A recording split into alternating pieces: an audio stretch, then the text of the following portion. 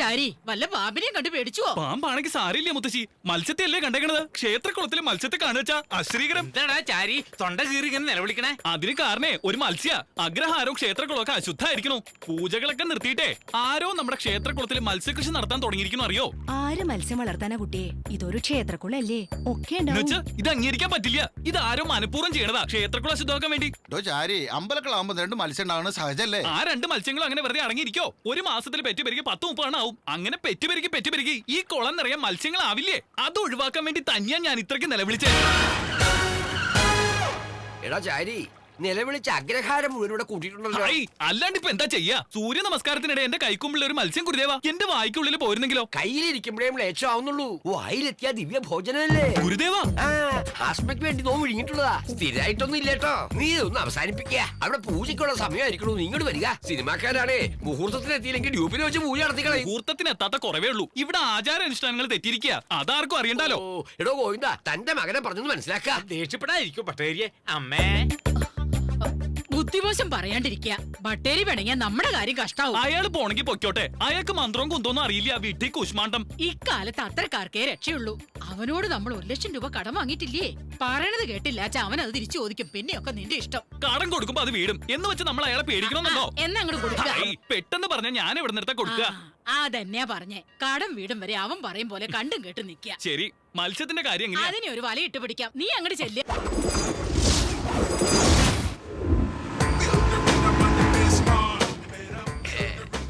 ഇറങ്ങ. പഞ്ചാരയില്ല കാപ്പി. എന്തൊരു പേരാ ഇത്? സിനിമയുടെ പേര് പോണ പോക്കേ. 5 പൈസ ചെലവില്ലാതെ ഹിന്ദിന്ന് അടിച്ചു മാറ്റിയ സിനിമയത്. ചീനീക്കമ്മേ ഹിന്ദിയിലെ അമിതാഭ് ബച്ചൻ അഭിനയിച്ച പടവാ. അമിതാവിന്റെ പടാ. അദ്ദേഹം ബ്രാഹ്മണൻ തന്നെയല്ലേ? അദ്ദേഹം നമ്മുടെ സ്വന്തം ആളാണെന്നേ. നമ്മൾ ഹൈദരാബാദ് ബ്രാഹ്മൺസും അദ്ദേഹം അലഹാബാദ് ബ്രാഹ്മണനും. എന്തൊരു നല്ല ആക്ടറാണ് അദ്ദേഹം. ബോളിവുഡ് കൈയടക്കി വെച്ചിരിക്കേ. അത് കേവനാട്ടോ. അവിടെയും നമ്മുടെ ആധിപത്യമാണല്ലേ. കലക്കി കേട്ടോ, കലക്കി. വരിക. എന്തുടത്തേക്ക് താമസിച്ചത്? നമ്മുടെ സൂപ്പർ സ്റ്റാർ ഇപ്പൊ എത്തും. സൂപ്പർ സ്റ്റാർ ആണോ മുഖ്യം, മുഹൂർത്തമാണോ മുഖ്യം? പ്രൊഡ്യൂസറെ വിളിക്കുക. പൂജയ്ക്കുള്ള സമയമായി. പ്രൊഡ്യൂസറും ഹീറോയും ഡയറക്ടറും ക്യാമറയും എല്ലാം സരോജ് കുമാർ സാറാ. ഹീറോയിൻ മാത്രം പുള്ളിയല്ല. അതും കൂടെ അങ്ങേർക്കന്നെ ആവായിരുന്നില്ലേ കോശവൻ? സോറി, ശിഷ്യനേട്ടോ. Rocking star Saroj Kumar. Rocking star Saroj Kumar. കണ്ടത്തിലെ കോലം പോലിരിക്കുന്ന ഇവനാണോ സൂപ്പർ സ്റ്റാർ ഗുരുദേവ? സത്യം വിളിച്ച് പറയണത് എന്റെ സ്വഭാവം. എന്റെ നായികയാവാൻ കഴിഞ്ഞത് നിന്റെ ഭാഗ്യമാണ്. ഇത് നിന്റെ ലൈഫിൽ ഒരു നാഴികക്കല്ലായിരിക്കും. ഇങ്ങനെ നോക്ക. ആ നാളികേരം കയ്യിലെടുത്ത് ഇഷ്ടദേവതയെ മനസ്സിൽ ധ്യാനിച്ച് അങ്ങോട്ട് ഉടയ്ക്കുക. സിനിമ സൂപ്പർ ഹിറ്റ് ആവണമെങ്കിൽ മതി. പ്രസാദം.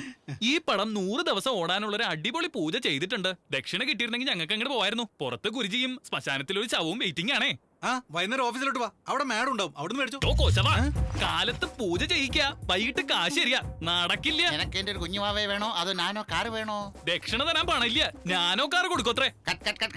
ആരടാ സീനി കയറി വരുന്നേ? അതവിടെ നിക്കട്ടെ.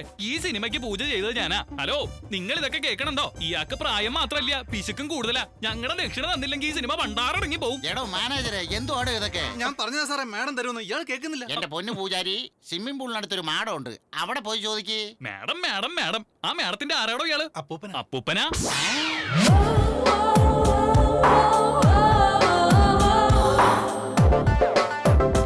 ആ ഉണങ്ങിയ കാമദേവന്റെ കൊച്ചുമോൾ ആരായിരിക്കും എന്തോ? രാമ, അയാൾക്ക് കാശുമില്ല, ഇവക്ക് തുണിയില്ല.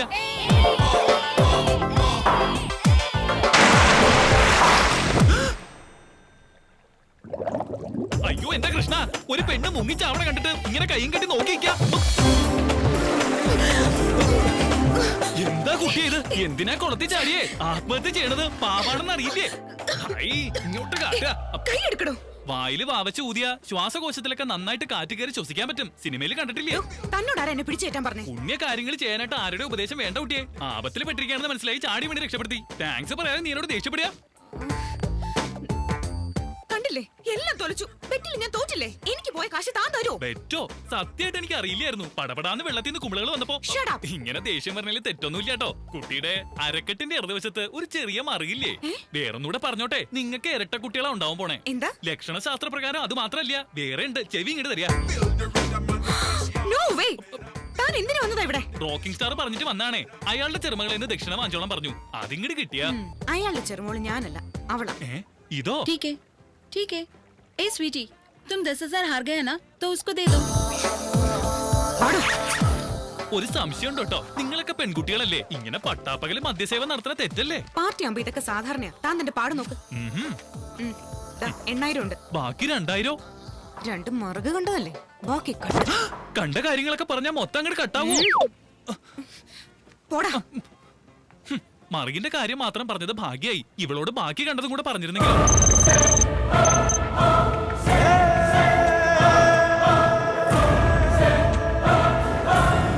Excuse me. Yes. Major Chandrashekhar, defence research ലാബിലെ ഉദ്യോഗസ്ഥനായിരുന്നു അദ്ദേഹം, വെപ്പൺസ് ഡിസൈനർ. അദ്ദേഹത്തെ കുറിച്ചുള്ള ഡീറ്റെയിൽസ് എനിക്ക് വേണം. അയാൾ മരിച്ചിട്ട് വർഷങ്ങൾ കുറെ കഴിഞ്ഞു.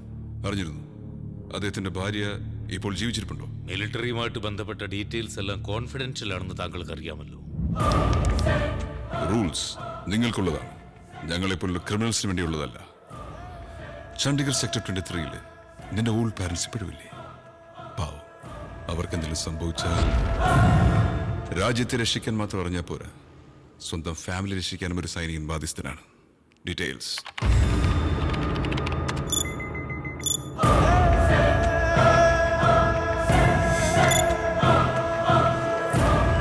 ലാസ്റ്റ് കമ്മ്യൂണിക്കേഷൻ ഈ അഡ്രസ്സിൽ നിന്നാണ് നടന്നിട്ടുള്ളത്.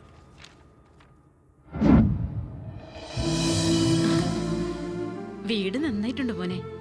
അല്ല, നീ എന്ത് ജോലിയാ ചെയ്യുന്നേ? ഇത്രയും വലിയ വീടൊക്കെ വാങ്ങാൻ? ഈ എക്സ്പോർട്ടില്ലേ, എക്സ്പോർട്ടിന്റെ ബിസിനസ്സാ. ഇവിടെയുള്ള ചില സാധനങ്ങളൊക്കെ ഞങ്ങള് കയറ്റി അയക്കുകയല്ലേ. അതെയോ? കൊള്ളാം മോനെ, നന്നായി വരും. നിന്റെ ഈ കഷ്ടപ്പാടിനൊക്കെ എന്തെങ്കിലും ഒരിക്കൽ ഫലം ഉണ്ടാവും. ജീവിതത്തിൽ ഒരിക്കലും നീ ദുഃഖിക്കരുത്. ആ ഒരു പ്രാർത്ഥനയെ എനിക്കുള്ളൂ. അത് മതിയമ്മേ. കേട്ടില്ലേ അച്ഛാ അമ്മ പറയുന്നൊക്കെ? അച്ഛനുണ്ടായിരുന്നെങ്കിൽ എനിക്ക് ഈ അവസ്ഥ വരും. എന്താ നീ പറയുന്നേ? ഒന്നുമില്ലമ്മേ, അമ്മ അകത്തൊക്കെ പോയി.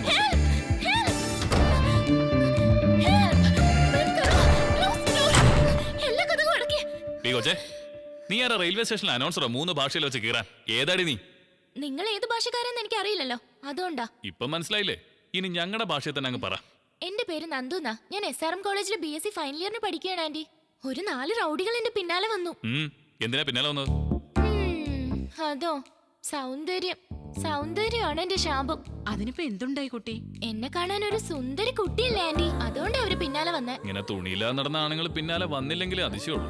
എന്ത് ചെയ്യാനാ, ചുരിദാറും പാവടയും ബ്ലൗസും ഒക്കെ ഇട്ട വല്ല പട്ടിക്കാട്ടുകാരിയാണെന്ന് പറയും. മോഡേൺ ഡ്രസ് ഇട്ടാലോ പുറകെ മണപ്പിച്ചോണ്ട് വരികയും ചെയ്യും. അല്ല, ഇതാന്റിയുടെ മോനാ? അതെ മോളെ. നിങ്ങൾ ഇവിടുത്തുകാരി തന്നെയാ? ആണെങ്കിൽ എന്താ വേണ്ടേ? അല്ല, ഇതുവരെ എന്റെ പുറകെ നടന്ന് കണ്ടിട്ടില്ല. ഇവിടെ എന്റെ പുറകെ നടക്കാത്തവര് കുറവാണ് ആന്റി. എന്റെ മോനെ അതിനൊന്നും കിട്ടില്ല കൊച്ചേ. വലിയൊരു സൽമാൻ ഖാൻ. ആന്റി, ഓടി ഓടി ഞാൻ വല്ലാതെ ക്ഷീണിച്ചു. കുറച്ച് ബൂസ്റ്റോ ഹോർലിക്സോ എന്തെങ്കിലും കുടിക്കാൻ. നിക്കേ. Thank you aunty. വീട് വലിയ കുഴപ്പമില്ല, സ്വന്തമാ.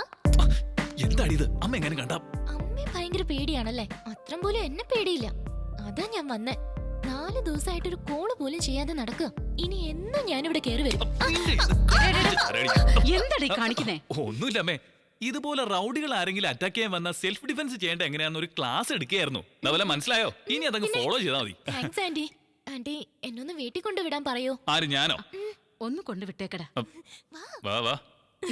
By anti. Thank you.